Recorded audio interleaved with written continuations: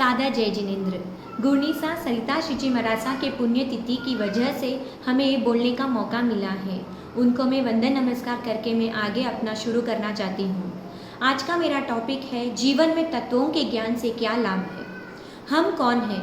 हम हैं श्रमणोपासक। श्रमणोपासक यानी श्रमण प्लस उपासक, और उपासक का अर्थ है आराधक या भक्त। तो साधु साध्वी के भक्त है, या यूँ कहूँ कि भगवान महावीर के भक्त है। भगवान द्वारा स्थापित चतुर्विधि संघ में श्रावक श्राविका भी आते हैं। श्रावक के 21 गुण होते हैं और उनमें से एक गुण नव तत्वों को ज्ञाता करता है।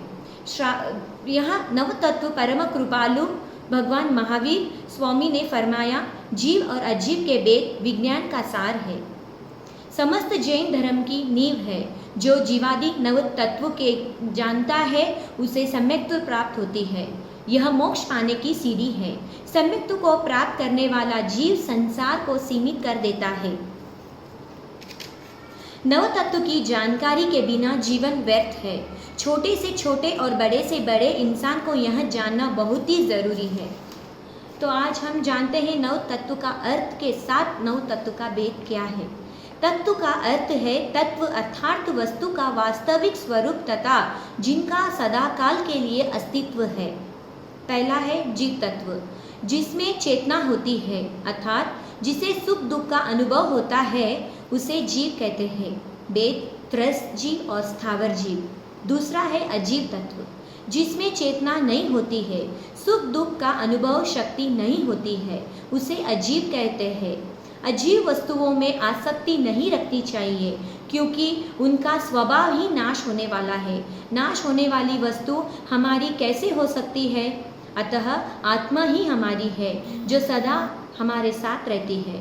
पुण्य तत्व तीसरा, जिसका फल स्वरूप हो, जिसके एहसास से जीव को आनंद का अनुभूति होती हो। अनंत पुण्य से हमें यह मनुष्य भव मिला है, उसमें धर्म करके अधिक पुण्य अर्जन करना चाहिए। चौथा पाप तत्व, जिसका फल दुख रूप हो, जिसके एहसास से जीव को की अनुभूति होती हो, उसे पाप तत्व कहते हैं। पाप करना सरल है, परंतु उसका फल भोगना बड़ा ही कठिन है। पांचवा है आश्रव तत्व, नए कर्मों को आना शुभ या अशुभ आश्रव है। पुण्य के काम करने से जो कर्म आते हैं वह शुभ है, और पाप के काम करने से जो कर्म आते हैं वह अशुभ है। छठा संवर तत्व, आश्रव पाप कर्मों को रोकने वाली क्रिया संवर है। निर्जरा तत्व, पूर्व में के किए हुए कर्मों को धर्म करके आत्मा से अलग करना आश्रव तत्व है। 12 प्रकार के तप की निर्जरा होती है। अनशन, उनोद्री, भिक्षाचार्य, रस परित्याग, काया क्लेश, प्रतिसलिनता, प्रायश्चित, विनय, वैयावृत्ति, स्वाध्याय, ध्यान और कायोत्सर्ग। बंध तत्व, आत्मा से कर्म का बंध होना बंध तत्व कहलाता है। जिस प्रकार दूध पानी में घुल मिलकर एक हो जाता है, उसी तरह आत्मा में कर्म पुद्गुल एक में एक हो जाता है। ये 4 भेद है: प्रकृति, स्थिति, अनुभाग और प्रदेश। लास्ट है मोक्ष तत्व, आत्मा पर से संपूर्ण कर्म का अलग हटना, अलग होना मोक्ष है। जो भवी जीव इन नव तत्वों की आराधना करेगा वह मोक्ष को प्राप्त कर संसार के दुखों से मुक्त होगा। इन नव तत्वों से व्यक्ति को जीव और अजीव का भेद ज्ञात होता है।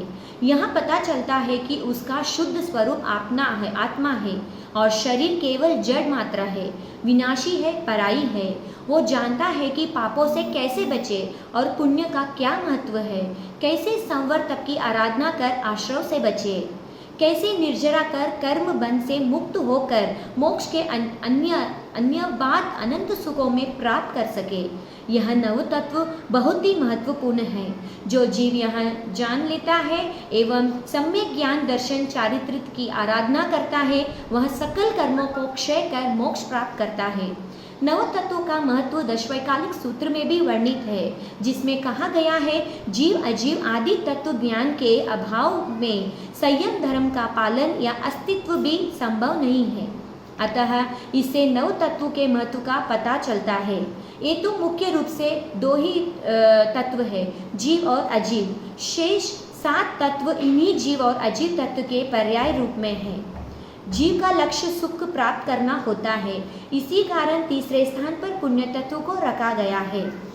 और 4 लाइन में इंग्लिश में कुछ बोलना चाहती हूँ। There are 9 elements in this universe, would you like to name them?